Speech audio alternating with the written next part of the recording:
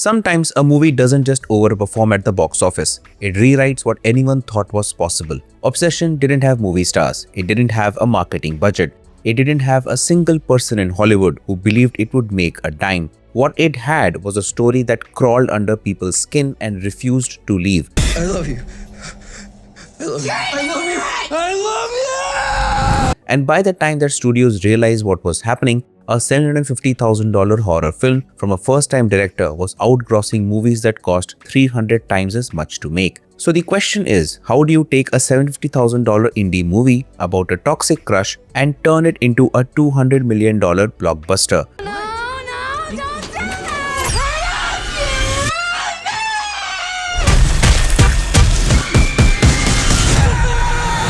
This is how Obsession became an obsession of the box office. Nikki?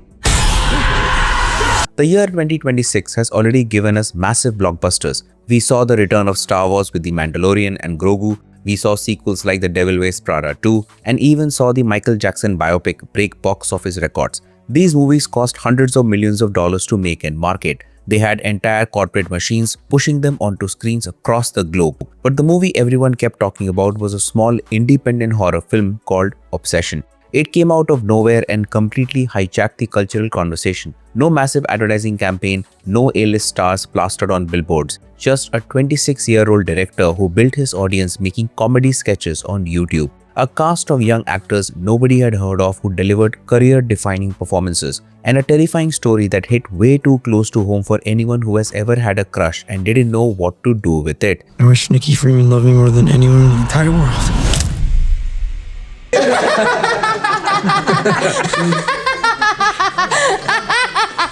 Think about what it takes for a movie to break through in 2026.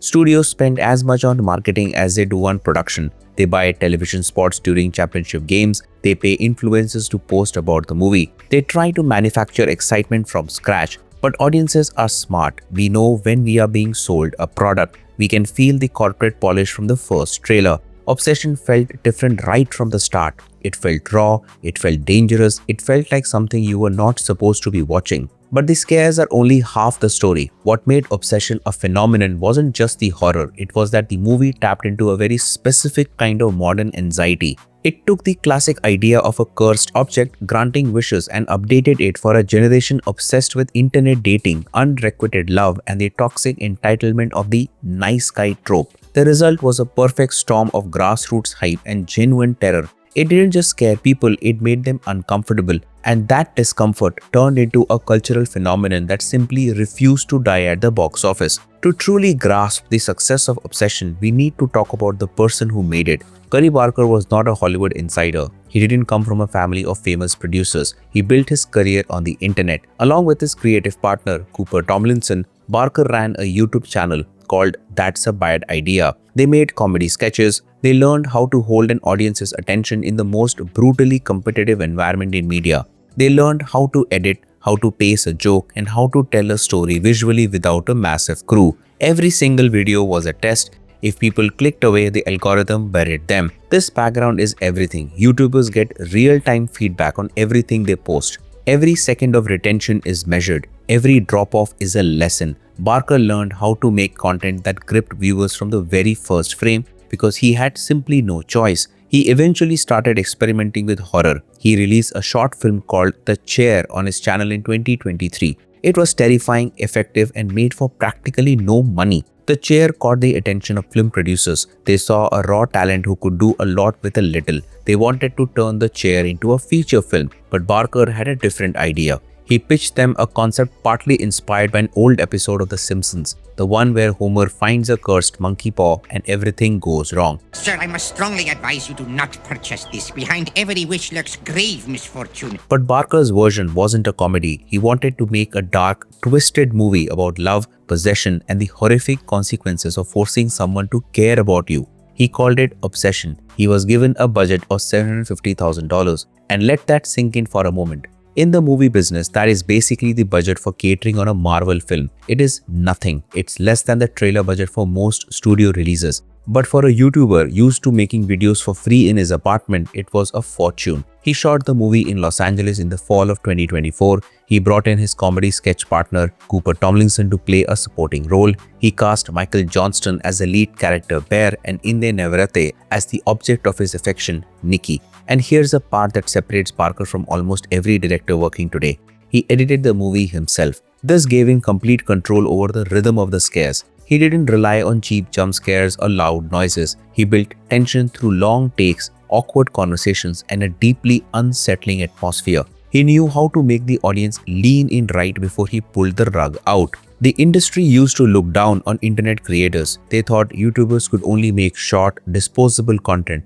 They were wrong. Barker proved that the skills required to survive on the internet translate perfectly to feature filmmaking. He brought an efficiency and a ruthlessness to the production that bloated studio movies simply do not have. He made every single dollar count, and he proved something that should have been obvious all along. A great idea executed well will always beat a bad idea with a massive budget. The premise of Obsession is brilliant because it is so simple and so relatable. We follow a young man named Baron who goes by Bear. He works at a small family-owned music store. He's timid, he's quiet, he's the classic nice guy. He's also completely and utterly in love with his co-worker and childhood friend, Nikki. Nikki is vibrant, kind, and completely unaware of Bear's intense feelings for her. Bear refuses to tell her how he feels. He just hovers around her, hoping she will magically realize that they are meant to be together. The movie sets up a dynamic that feels incredibly real and grounded. You think you're watching a quirky indie romance for the first 20 minutes, then things take a very dark turn.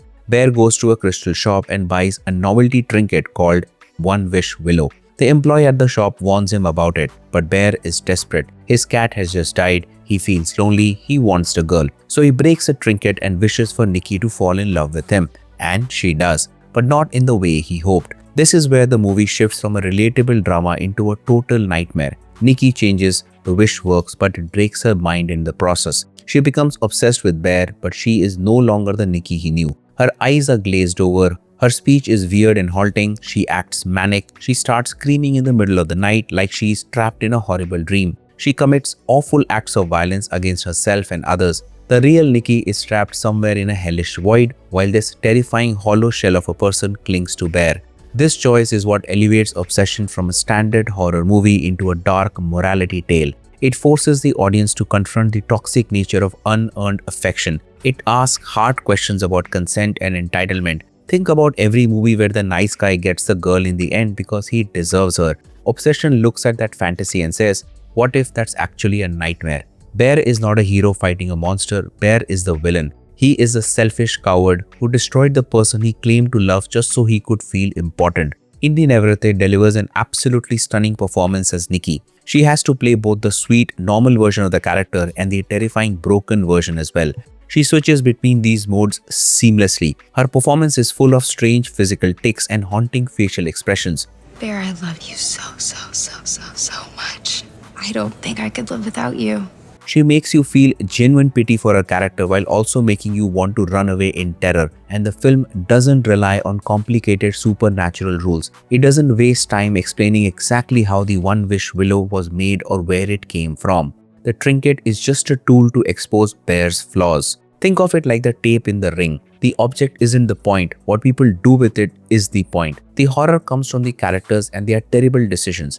Audiences loved this approach. They were tired of movies that spent 2 hours explaining ghosts and demons. They wanted a story about human nature. Obsession gave them exactly that, wrapped up in a bloody, unforgiving package. When Focus Features and Blumhouse picked up the movie, they knew they had something special, but they also knew they couldn't market it like a normal movie. If they cut a standard trailer and bought television ads, it would just look like any other cheap teen horror flick. They needed people to discover it on their own. They needed the internet to do the heavy lifting, and that is exactly what happened. The early reviews were wild. Critics called it disturbing, cruel, and completely original. They warned audiences about the intense violence and the deeply unsettling themes. Nikki?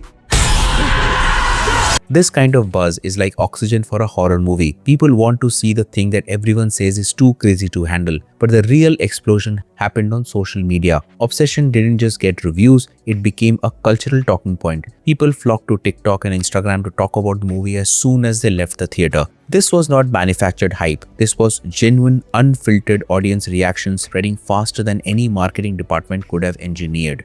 Obsession opened to strong numbers its first weekend, solid but not historic. Then something happened that virtually never occurs in modern box office tracking. The second weekend, instead of dropping 50 to 60% like a normal movie, ticket sales actually increased by 39%. That does not happen so frequently. Movies do not grow in their second weekend. Blockbusters with 9-figure marketing budgets don't grow in their second weekend. But a $750,000 horror film from a first-time director just kept building. Week after week, audiences told their friends. Week after week, the curiosity spread. The industry watched this happen in real time and had no idea what to do with it. They had spent decades building a system designed to manufacture exactly this kind of success, and a YouTuber with a good idea and total creative control had just done it better than any of them. A modern horror audience is actually very smart, so let's not treat them like they're dumb. So what does Obsession actually prove? It proves that audiences are starving for original ideas, not reboots, not legacy sequels, not shared universes, something that feels like it wasn't designed by a committee. Curry Barker didn't go to film school. He didn't work his way up through studio system. He built an audience one sketch at a time on YouTube, learned exactly what holds attention, and then applied those skills to a feature film. And it proves something darker, that audiences will show up for a movie that makes them uncomfortable as long as the discomfort is honest. You're goddamn right. And that's my take on Obsession. If you found this video insightful and are interested in watching more, check out a video on how Breaking Bad pulled off the perfect ending right here. Thanks for watching, and I'll see you in the next one.